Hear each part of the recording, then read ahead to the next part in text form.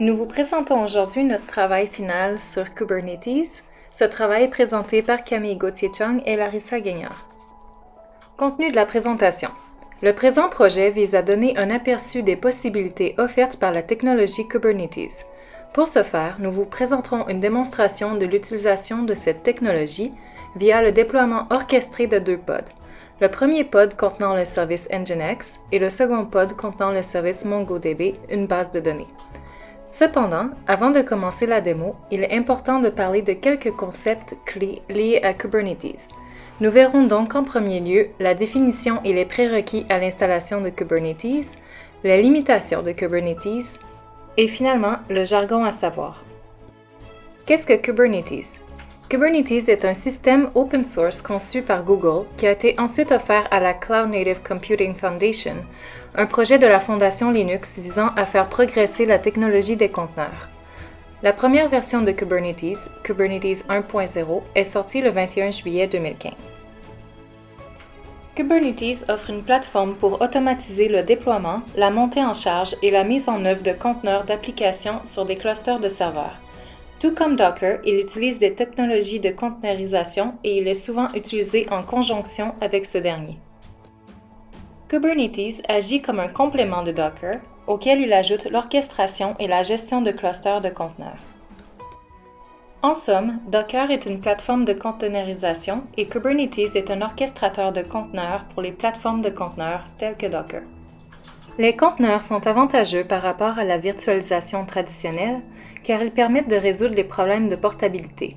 De plus, ils prennent beaucoup moins de place que les machines virtuelles nécessitant une copie du système d'exploitation, puisque l'isolation des conteneurs est effectuée au niveau du noyau sans avoir besoin d'un système d'exploitation invité. Les limitations des conteneurs. Par ailleurs, les conteneurs de Docker ou d'une autre plateforme de conteneurs posent certains problèmes. On peut se poser par exemple des questions telles que comment coordonner et programmer tous ces conteneurs? Comment mettre à jour une application sans aucune interruption de service? Ou encore, comment surveiller la santé d'une application sans savoir quand quelque chose ne va pas et la redémarrer en toute transparence. Les conteneurs ne sont pas faciles à gérer en gros volume. C'est pourquoi ils nécessitent un système d'orchestration comme Kubernetes. Kubernetes permet de résoudre ces problèmes en permettant à un groupe de machines de se comporter comme une seule machine, ce qui est très utile à grande échelle. Les avantages d'un système d'orchestration. Kubernetes est un système d'orchestration de conteneurs qui permet de créer un environnement organisé et protégé pour les conteneurs, en plus de gérer ses interactions avec le monde extérieur. Plus spécifiquement, l'orchestration de conteneurs permet les éléments suivants. Gérer la découverte des services et la communication entre les conteneurs et les utilisateurs. Gérer simultanément un grand volume de conteneurs et d'utilisateurs. Faire l'équilibrage de charges, permettant ainsi un ordre et une allocation efficace des ressources. Dans un système non orchestré, les charges au niveau du conteneur sont susceptibles d'être basées en grande partie sur les besoins des utilisateurs, ce qui entraîne des charges très déséquilibrées au niveau du serveur et des embouteillages résultant de l'allocation inefficace et des disponibilités de conteneurs et de ressources système. Un autre avantage des systèmes d'orchestration est une meilleure prise en charge de l'authentification et de la sécurité. Kubernetes facilite par exemple la gestion de l'authentification et de la sécurité au niveau de l'infrastructure plutôt qu'au niveau de l'application, ainsi que l'application de politiques cohérentes sur toutes les plateformes. Finalement, un système d'orchestration permet le déploiement multiplateforme. L'orchestration gère la tâche autrement très complexe de coordination du fonctionnement des conteneurs, de la disponibilité des microservices et de la synchronisation dans un environnement multiplateforme et multicloud. Nous voyons ici un exemple d'une architecture de Kubernetes. Les composantes master, soit l'API server, le controller manager, le scheduler et le etcd, sont les composantes qui fournissent le plan de contrôle du cluster. La composante Kube API Server est la composante qui expose l'API Kubernetes. Il s'agit du front-end pour le plan de contrôle Kubernetes. Tant qu'à etcd, il s'agit de la base de données clé-valeur consistante et hautement disponible utilisée comme mémoire de sauvegarde pour toutes les données du cluster. Le Kube Scheduler est la composante sur le master qui surveille les pods nouvellement créés qui ne sont pas assignés à un nœud et sélectionne un nœud sur lequel ils vont s'exécuter. Finalement, le Cube Controller Manager est la composante du master qui exécute les contrôleurs. Avant de voir la démonstration à proprement parler, nous verrons d'abord les définitions et les prérequis à Kubernetes, les limitations de Kubernetes et finalement le jargon à savoir. Les prérequis à Kubernetes. Tout d'abord, il existe des prérequis au niveau des ressources matérielles du cluster. En effet, le déploiement d'un cluster avec un seul nœud maître requiert 2 gigaoctets de RAM et 2 cœurs pour les prérequis en matière de CPU, ainsi que 40 gigaoctets d'espace disque dans le répertoire var. De plus, il existe des prérequis au niveau des ressources matérielles du nœud. Chaque nœud de travail requiert 1 gigaoctet de RAM et 15 gigaoctets d'espace disque dans le répertoire var. Il existe également d'autres prérequis. Par exemple, afin de pouvoir utiliser Kubelet, la fonction Swap Memory de Linux doit être désactivée. De plus, chaque nœud du projet Kubernetes doit posséder un nom d'hôte unique, une adresse MAC et un Product UUID. La machine hôte doit également posséder une pleine connectivité réseau avec toutes les machines du cluster. Et finalement, la machine hôte doit avoir certains ports spécifiques ouverts. Kubernetes, bien que constituant une solution de déploiement orchestré à grande échelle, possède cependant des limitations. Afin qu'un projet Kubernetes fonctionne, il faut répondre à l'ensemble des caractéristiques suivantes. Pas plus de 110 pods par nœud, pas plus de 5000 nœuds, pas plus de 150 000 pods au total et pas plus de 300 000 containers. De plus, même dans le cas de l'utilisation de Kubernetes pour la configuration de nœuds Windows hébergeant des containers Windows, il faut tout de même avoir accès à un OS Linux afin de permettre la création du cluster via kubeadm.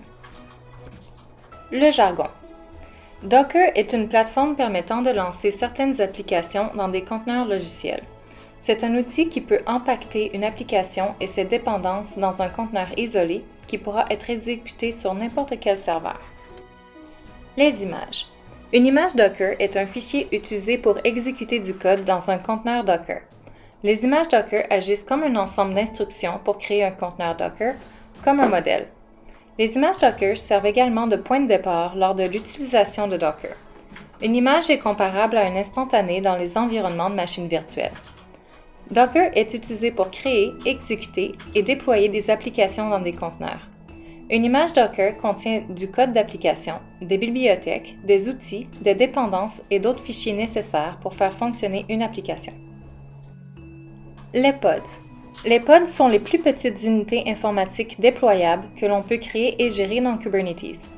Un pod est un groupe d'un ou plusieurs conteneurs avec des ressources de stockage et de réseau partagés et une spécification sur la façon dont on peut exécuter les conteneurs. Lorsqu'un pod exécute plusieurs conteneurs, ceux-ci sont donc gérés comme une seule entité et partagent les ressources du pod. En somme, les pods sont un groupe de conteneurs déployés sur le même hôte. C'est l'unité d'exécution de base d'une application Kubernetes. Les conteneurs.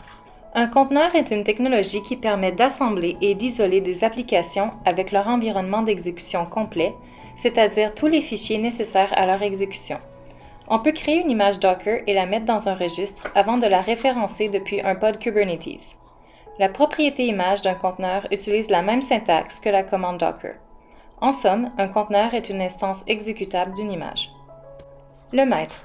Le maître Kubernetes est l'unité de contrôle principale qui gère la charge de travail et dirige les communications dans le système. Le plan de contrôle de Kubernetes consiste en plusieurs composants, chacun ayant son propre processus, qui peut s'exécuter sur un seul nœud maître ou sur plusieurs maîtres. Les nœuds. Un nœud est une machine de travail dans Kubernetes, aussi connue sous le nom de minion ou encore worker. Un nœud peut être une machine virtuelle ou une machine physique, selon le cluster.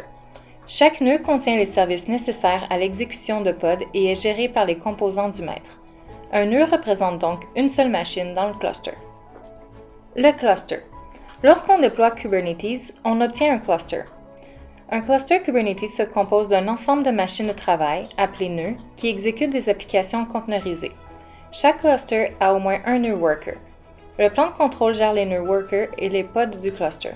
Dans les environnements de production, le plan de contrôle s'exécute généralement sur plusieurs ordinateurs et un cluster exécute généralement plusieurs nœuds. Finalement, parlons du déploiement. L'objectif principal d'un déploiement est de déclarer combien de répliques d'un pod doivent être exécutées à la fois. Lorsqu'un déploiement est ajouté au cluster, il lance automatiquement le nombre de pods demandés, puis les surveille. Si un pod meurt, le déploiement les recréera automatiquement. En utilisant un déploiement, vous n'avez pas à gérer les pods manuellement. Vous pouvez simplement déclarer l'état souhaité du système et il sera géré automatiquement pour vous. La démonstration.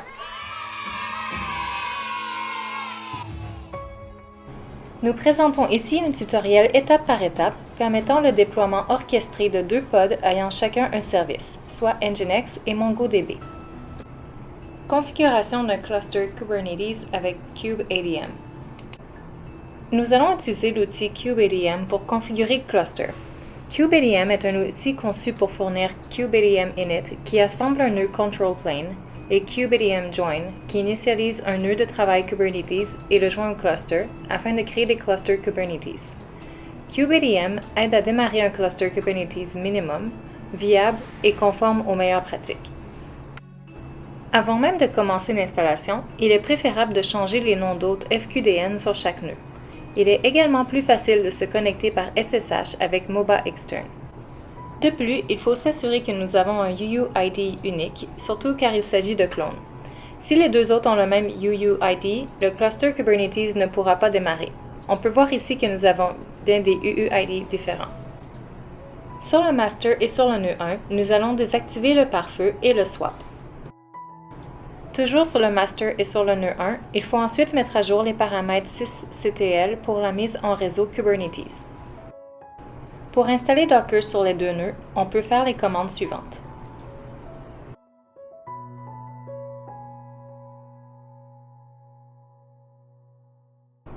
Nous avons installé une version spécifique de Docker pour être certain qu'elle marche bien avec Kubernetes par la suite. On peut ensuite s'assurer que Docker est actif. Pour mettre en place Kubernetes, on ajoute d'abord le dépôt apt.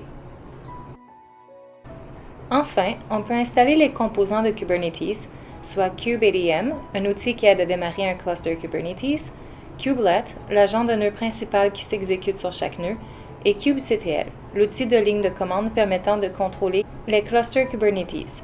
À noter que tout comme Docker, nous avons installé des versions spécifiques afin de s'assurer qu'elles fonctionnent bien avec la version de Docker. Sur le master, on peut maintenant initialiser le cluster Kubernetes selon notre IP. On peut voir que l'initialisation du cluster s'est bien déroulée. On déploie maintenant le réseau Calico. On copie cette partie sur le master. Sur le nœud 1, on met le jeton pour que le nœud rejoigne le cluster Kubernetes que nous venons de faire. Sur le master, on peut maintenant voir notre nœud 1 et notre cluster avec la ligne de commande kubectl. Exploration de kubectl et des pods avec la création de déploiements Nginx et MongoDB. Sur le master, on peut tester les commandes de kubectl. Nous avons déjà vu comment avoir des informations sur les nœuds, les services et l'état. Pour l'instant, nous n'avons pas de pod créé. On peut avoir des informations supplémentaires sur les commandes en ajoutant h. Par exemple, si on cherche des détails sur kubectl create, on n'a qu'à entrer la commande suivante. Afin de créer un pod, soit la plus petite unité dans Kubernetes, on crée un déploiement utilisé pour dire à Kubernetes comment créer ou modifier des instances de pod qui contiennent une application containerisée. Le format est le suivant. Il faut donc donner un nom. Nous allons créer un pod Nginx, soit un serveur web, que nous allons nommer Nginx Pod. Pour l'image, nous allons utiliser Nginx, qui ira chercher la dernière instance d'image Nginx dans Docker Official Images. Nous avons maintenant créé un déploiement. Nous pouvons voir notre déploiement avec la commande kubectl get deployment. Comme nous avons vu plus haut, le déploiement a créé le pod. Nous pouvons donc voir le pod avec la commande kubectl get pod.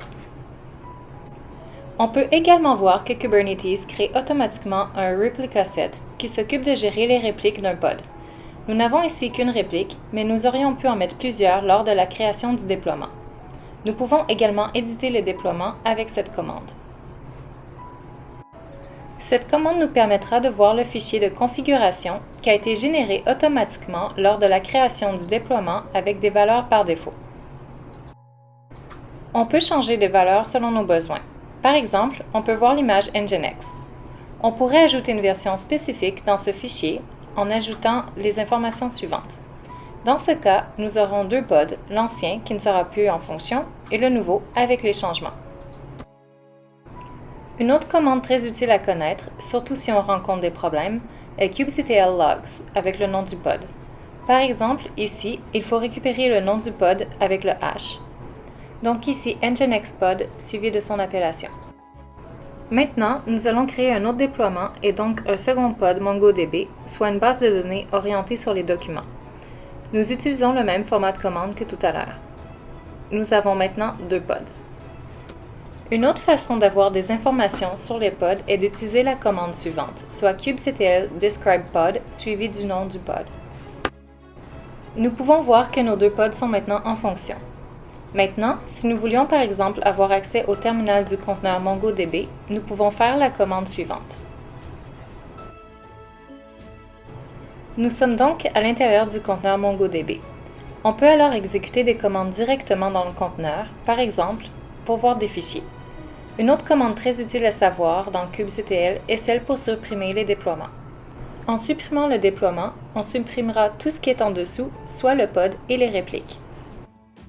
On peut aussi faire en sorte que kubectl utilise un fichier de configuration YAML que nous avons créé nous-mêmes.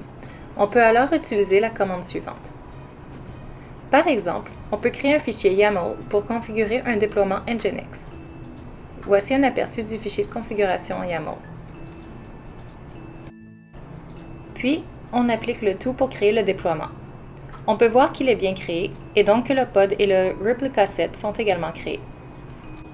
Pour changer le fichier de configuration, par exemple, changer le nombre de répliques, on n'a alors qu'à éditer notre fichier de configuration YAML et à appliquer de nouveau la commande. On peut voir que nous avons maintenant deux répliques de Nginx. Comme on peut voir, l'outil de ligne de commande kubectl est très puissant pour gérer les clusters Kubernetes. Voyons maintenant la gestion de Kubernetes avec une interface graphique, soit Kube Dashboard. Pourquoi utiliser une interface graphique? Il est possible de gérer Kubernetes en ligne de commande avec kubectl, ce que nous avons fait jusqu'à maintenant. Kubectl permet de faire pas mal toutes les manipulations. Par exemple, il est possible de créer des objets dans le cluster en créant un fichier YAML ou JSON, puis de créer les ressources avec kubectl, de voir et trouver les ressources, de les modifier, de les éditer, de les mettre à l'échelle, de les supprimer, etc. Cependant, même si l'outil de ligne de commande kubectl est puissant, il est difficile de l'utiliser pour comprendre entièrement le cluster sans une interface utilisateur interactive et une visualisation des données. De plus, la courbe d'apprentissage de kubectl peut empêcher des développeurs juniors d'adopter Kubernetes en raison de la mémorisation nécessaire d'une panoplie de commandes. Les avantages d'une interface graphique. Il existe plusieurs avantages liés à l'utilisation du Kube Dashboard. Par exemple, il est d'une facilité d'utilisation, car le concept de Kubernetes lui-même n'est déjà pas simple.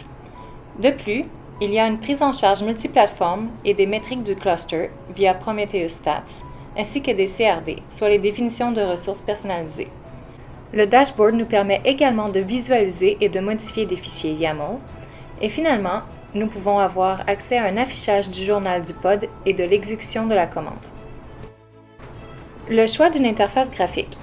Il existe plusieurs choix d'interface graphique et nous avons choisi d'explorer l'interface graphique Kube Dashboard, soit le Kubernetes Dashboard, car c'est l'interface la plus populaire et la plus mature disponible. Informations sur notre cluster. Tout d'abord, voici les informations sur notre cluster. Pour installer Kube Dashboard sur notre cluster, il faut faire la commande suivante. Dans notre cas, la version du cluster n'était pas compatible, donc nous avons plutôt créé un fichier YAML, décommenté le paramètre problématique, puis nous avons appliqué la commande kubectl apply_f recommended.yaml comme nous avons vu précédemment. Nous avons pris le fichier YAML du dépôt GitHub, puis avons décommenté les lignes problématiques avec notre version. Puis, nous avons ensuite appliqué le fichier changé. Nous pouvons voir que le namespace, soit le cluster virtuel, pour le tableau de bord a été créé. On peut voir les pods qui ont été créés pour l'interface graphique. Pour accéder à l'interface utilisateur, il faut d'abord créer un jeton d'utilisateur. Pour ce faire, on va d'abord créer un utilisateur admin user pour le namespace Kubernetes Dashboard dans un fichier YAML, puis on va exécuter le fichier comme nous avons fait précédemment. Puis, on exécute le fichier YAML pour créer l'utilisateur. Ensuite, il faut créer un cluster role binding.